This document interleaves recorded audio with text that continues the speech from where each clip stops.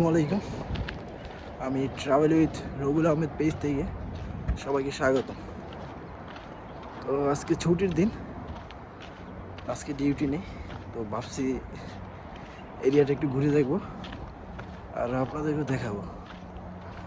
আর এই পথে কেউ নেই, আমি শুধু একা,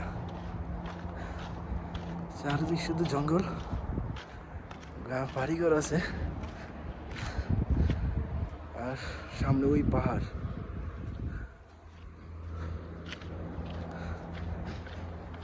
যতটুকু চোখ যায় শুধু সারি সারি পাহাড়, আর পাহাড়ের ওই পাশটা ওমান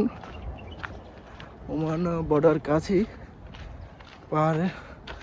পাহাড়টা ভাগ করে দিয়েছে ওমান। মাশাআল্লাহ, শুধু ভিউটা একবার দেখেন, রুক্ষ পাহাড়গুলো দেখা যাচ্ছে, সারি সারি পাহাড়গুলো, আর এদিকে প্রচুর জঙ্গল। জায়গাটা, রাস্তাগুলো হচ্ছে পাথরে, পরিবেশটা দেখুন। আর এখানে আরবিরা থাকে, আর আরবিরা সবসময় আপনার নীরব পরিবেশে থাকতে ওরা পছন্দ করে, বেশি মানুষজনের সাথে পছন্দ করে না, যার জন্য তারা একটু পাহাড়ের সাথে নিরিবিলি পরিবেশে থাকে। এখানে আমার অনেক বাঙালি ভাইয়েরও কাজ করে। হ্যাঁ, এটা হচ্ছে ময়লা ফেলানোর জায়গা, এখানে মানুষ ময়লা ফেলায়। তো আমার ইচ্ছে হচ্ছে আজ ওই পাহাড়গুলোর কাছে যাব। আর আমার থেকে অনেক দূরে পাহাড়, আমি যতটা আগাচ্ছি পাহাড় ততটুকু আমার থেকে দূরে যাচ্ছে।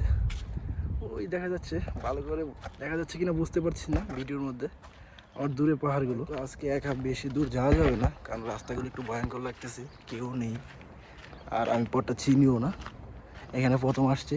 আর আমি শারজাতে ডিউটি করতাম, মানে আমাদের কোম্পানি শারজা ছিল, তো ওখান থেকে ট্রান্সফার করে রাসেল গেমে নিয়ে আসছে। আর অ্যাকচুয়ালি আমি ন্যাচারাল এরিয়া খুব পছন্দ করি, ন্যাচারাল এরিয়া আমার কাছে খুব ভালো লাগে। মানে আমি চাইছি যে আল্লাহর কাছে, যে আল্লাহ আমার রিজিকটা এখানে এমন এক জায়গার ব্যবস্থা করো যেখানে আমি কাজ শেষ করার পরে একটু প্রকৃতি দেখতে পারবো। আলহামদুলিল্লাহ, আমার স্বপ্ন পূরণ হয়েছে। আসলে আপনি আল্লাহর কাছে যেটা চাবেন সেটা পাবেন, মন থেকে কিছু চাইলে আল্লাহ সেটা আপনাকে দিবি, সেটা যেটা আমি পাইছি।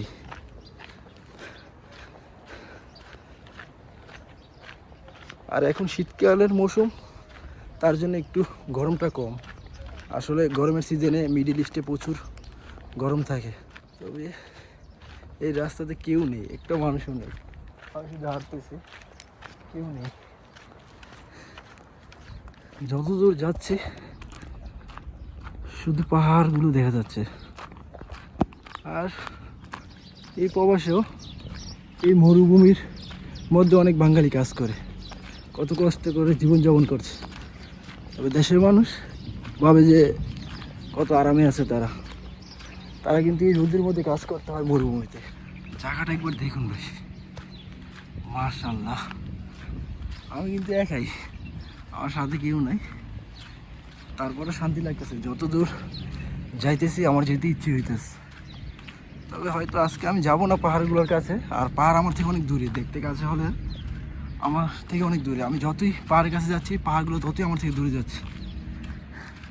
বেশি দূর যাবো না, একটু চলে গিয়ে তারপর চলে আসবো আবার ক্যাম্পে, হয়তো অন্যদিন আসবো। আর ইচ্ছে আছে এখানে এই পাহাড়ের সবচেয়ে উঁচুতে যাওয়ার, দুবার সবচেয়ে উঁচু পাহাড় জাবেল জাইস, তো সময় মিললে এখানে একদিন যাবো। আর এই যে বাড়িঘর দেখা যাচ্ছে না, 2-3টে, এগুলো সব আরবিরা থাকে। মাশাআল্লাহ, আকাশটা একবার দেখেন ভাই, কত সুন্দর লাগতেছে। মানুষ মূলত একা ভাই, কেউ নাই ভাই, আল্লাহ ছাড়া আপনার আপন কেউ নাই।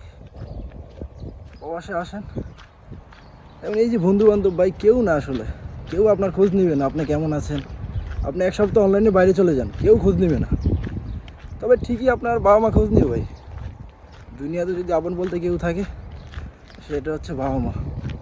ভাই আমার অনেক বন্ধু বান্ধব আছে, অনেক আড্ডা দিছে, অনেক কিছু। তো সমস্যার সাথে আসা দেখেন, অনেক খুব কাছের বন্ধু 1 মাসের মধ্যে একবার কথা হইতেছে, অনেক সাথে হইতেছে না। এটাই ভাই।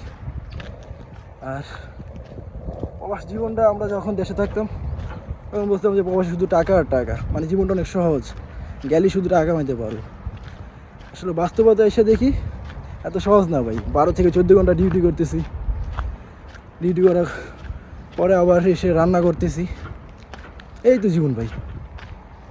তো কষ্ট করার পরে যখন আপনি সাকসেস হবেন তখন এই কষ্টটা আর কষ্ট মনে হইব না ভাই।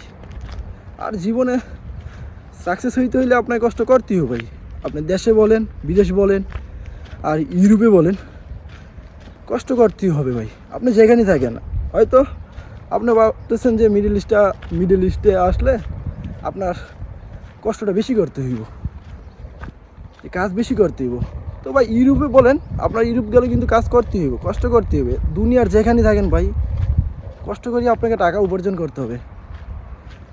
আজকে আর যাব না, ভাবতেছি চলে যাব, রৌদ্র প্রচুর।